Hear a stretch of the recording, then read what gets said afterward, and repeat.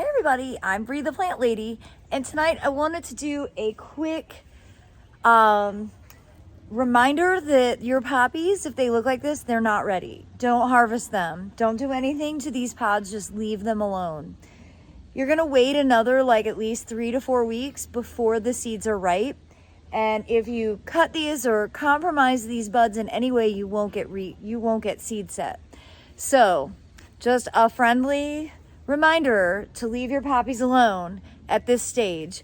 You see, these plants are mostly bloomed. They have a few buds down lower on the plant, but we have started to reach the stage of seed development. So I think this is actually part of the ornamental value of growing these. I think the pods are really beautiful, but this is your reminder.